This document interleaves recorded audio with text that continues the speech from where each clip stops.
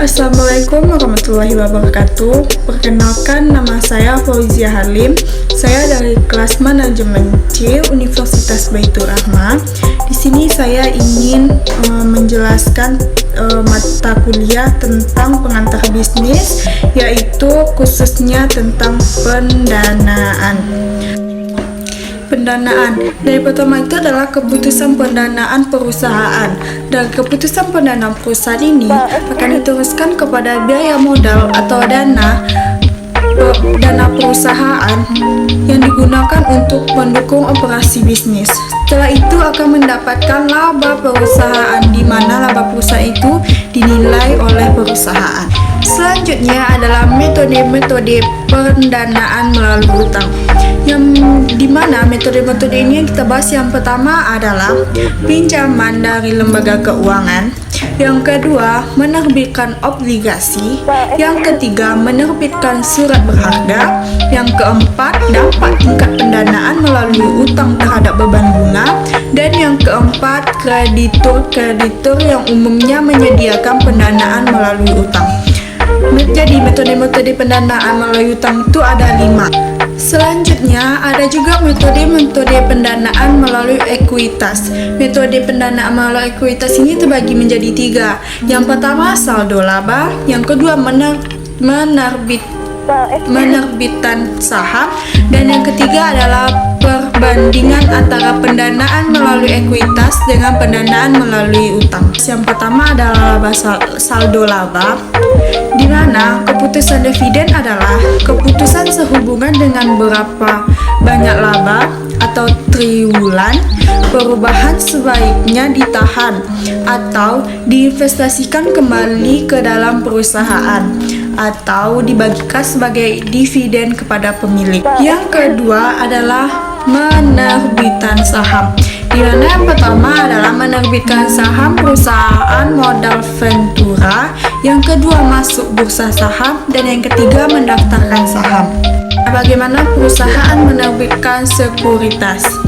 Yang pertama itu pasti adanya persiapan, di mana persiapan itu adalah bank investasi meminjam harga yang diterima oleh perusahaan emiten berapapun harga sekuritas yang akhirnya terjual. Yang kedua adalah peminjaman. Bank memberikan saran pada perusahaan mengenai jumlah saham atau obligasi yang akan diterbitkan. Dan yang ketiga adalah distribusi, di mana distribusi perusahaan akan memberikan prospektus atau SEC, kemudian didistribusikan kepada investor yang akan membeli sekuritas. Selanjutnya juga ada metode-metode penghimpunan dari dana lainnya. Dapat kita lihat dari PPT ini adalah pendanaan dari pemasok, di mana tanggal 1 Maret itu perusahaan menerima persediaan dari pemasok, dan pada tanggal 1 Mei, antara 1 Mei dan 1 Juni itu adalah persediaan digunakan perusahaan untuk memproduksi barang. Dan pada tanggal 1 Agustus, yaitu perusahaan menjual dan membayar pemasok untuk perusahaan. Dan ada juga metode lainnya, yaitu jika tidak ada pendanaan dari pemasok. Dari pada tanggal 1 Maret, perusahaan menerima persediaan dari pemasok. Dan perusahaan juga meminjam dana sehingga dapat membayar pemasok. Dan pada tanggal 1 Mei, persediaan digunakan perusahaan untuk memproduksi produk.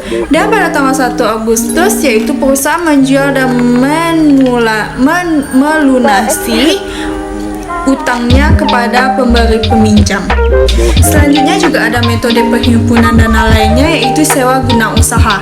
Sewa guna usaha ini adalah menyewa aktiva dalam jangka waktu tertentu. Struktur modal di mana dari struktur ini dapat kita lihat mengubah struktur modal, di mana perusahaan mengubah struktur modal mereka sebagai respon atas perubahan yang terjadi dalam kondisi perekonomian, misalnya pertumbuhan ekonomi dan suku bangsa. Selanjutnya, penyelesaian masalah-masalah utang. Penyelesaian masalah-masalah utang ini terbagi atas 4. Yang pertama adalah perpanjangan waktu, yang kedua komposisi, yang ketiga likuidasi langsung, dan yang keempat penyelesaian formal.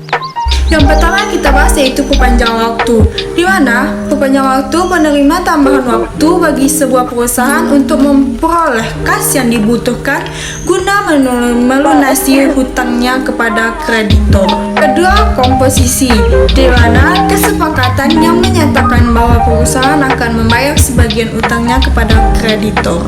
Selanjutnya, likuidasi langsung. Kreditur secara informal meminta perusahaan yang gagal melakukan pembayaran melikuidasi atau menjual aktifanya dan membagikan dana yang diterima dari likuidasi kepada mereka. Yang terakhir adalah penyelesaian formal, di mana penyelesaian formal ini terbagi 2. Yang pertama, reorganisasi, dan yang kedua, likuidasi atas kepailitan. Itulah materi dari pendanaan, tentang pendanaan. Jika ada salah atau kekurangan bisa dicek di bawah dan komen ya. Subscribe juga. Oke, terima kasih.